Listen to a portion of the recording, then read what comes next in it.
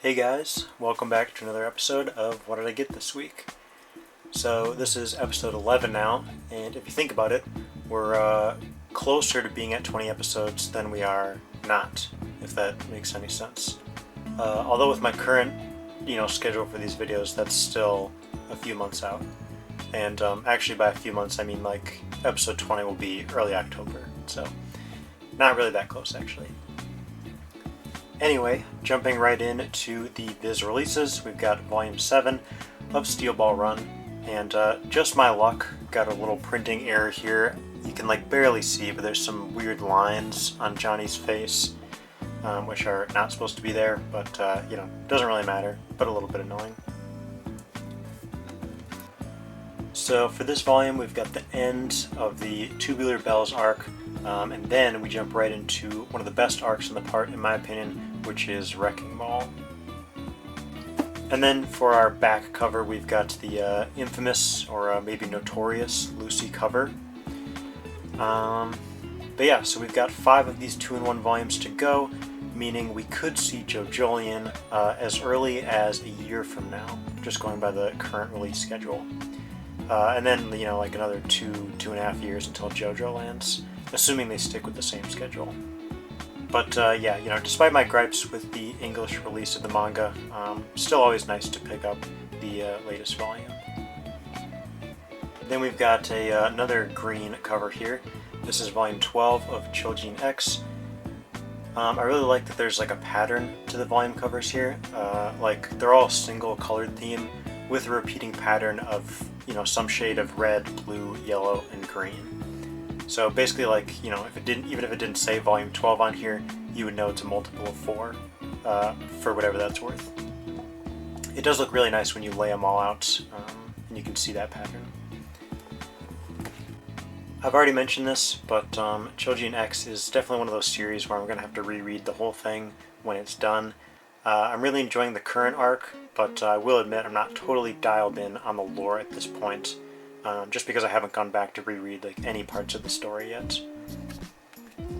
But yeah, definitely a great series. I feel pretty underrated too, at least compared to how popular Tokyo Ghoul is, or was maybe. I don't know if it still is. And then we've got Kingdom Volume 7. And this is going to be the last time that I can gloss over a volume of the series by just saying that I haven't read it yet. Because I will be starting the series, maybe tonight, if not next week. So, really looking forward to it. And yeah, I guess next month I'll have a little bit more to say about it. Same cannot be said for Centauri, I still don't know, Volume 2. Have not started this one yet, so I will just say I really enjoy the cover, and let's move on to my Kodansha pickups. So first up we've got Volume 30 of Blue Lock, and they've been coming out with a new volume every month, but yeah, really flying by. We're already on Volume 30. And despite Zantetsu being the one on the cover here, this is actually basically the Kaiser volume. So yeah, we get his backstory and the revival of the Kaiser Impact, kind of solidifying him as one of my favorite characters in the series. I really can't wait to see more of him from the U20 World Cup.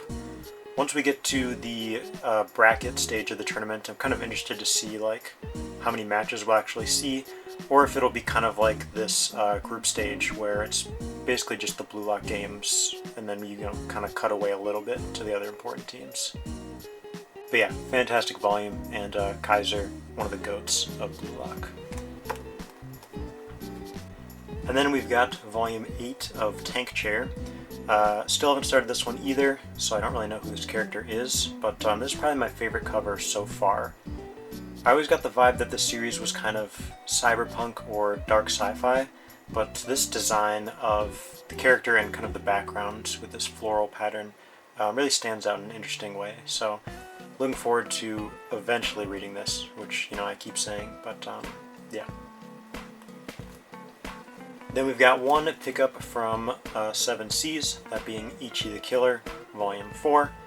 So these are 2-in-1s, meaning the next volume should be the last one.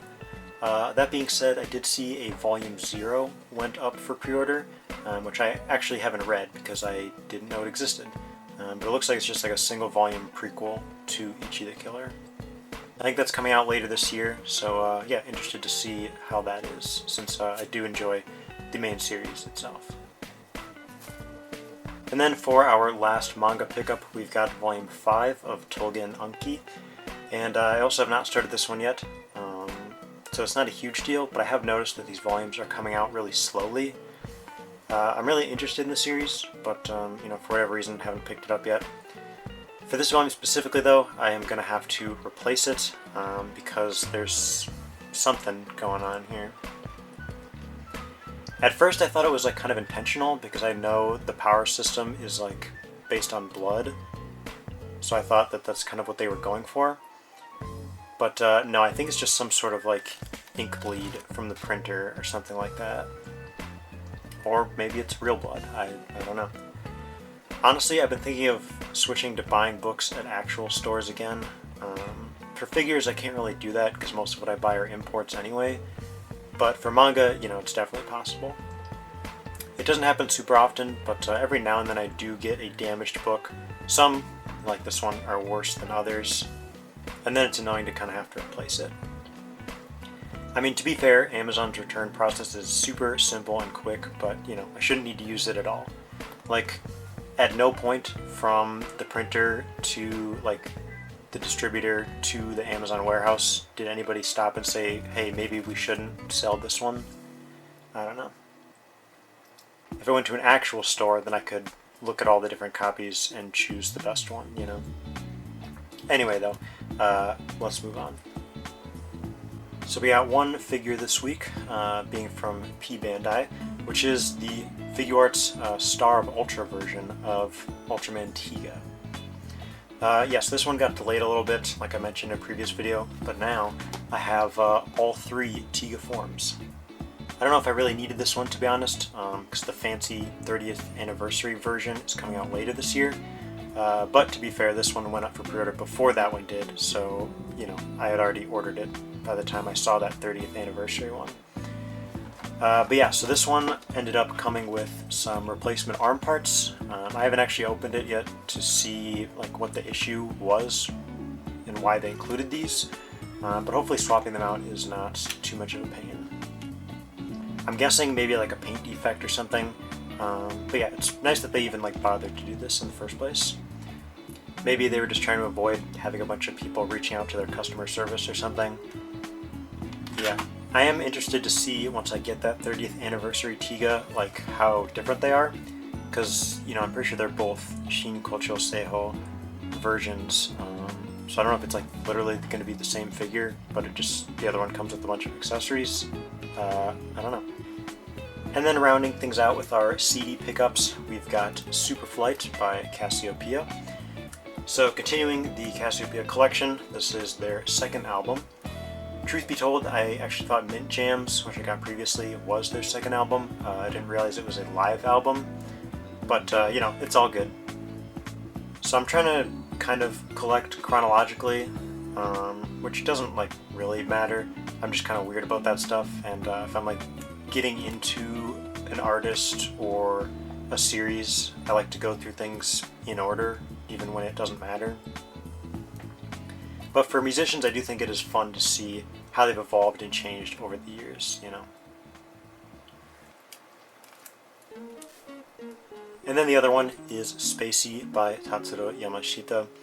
I couldn't find his first album, so, you know, I picked up a second one. I'm actually wondering if I've heard any tracks off this one, but I'm kind of leaning towards no, just looking at the list. So that's pretty exciting. I've noticed with a lot of the CDs I've been getting, there's like cracks in the jewel cases, which is kind of unfortunate, but you know, as soon as I digitize these and put them on my shelf, I'll probably forget about it. And you know, I'm pretty sure jewel cases are probably super cheap now, so I can always replace them if it really bothered me that much. So yeah, this was everything that I picked up over the last 2 weeks. Kind of similar to the last episode where most of the stuff came out in the first of those 2 weeks, and there were just a few items that I was waiting for this week. Next episode, I think, is going to be a big one, a lot of manga. But before that, I'll have my April Ami Ami haul video going up, so look forward to that. And yeah, thanks as always for watching. Hope you guys enjoyed, and see ya.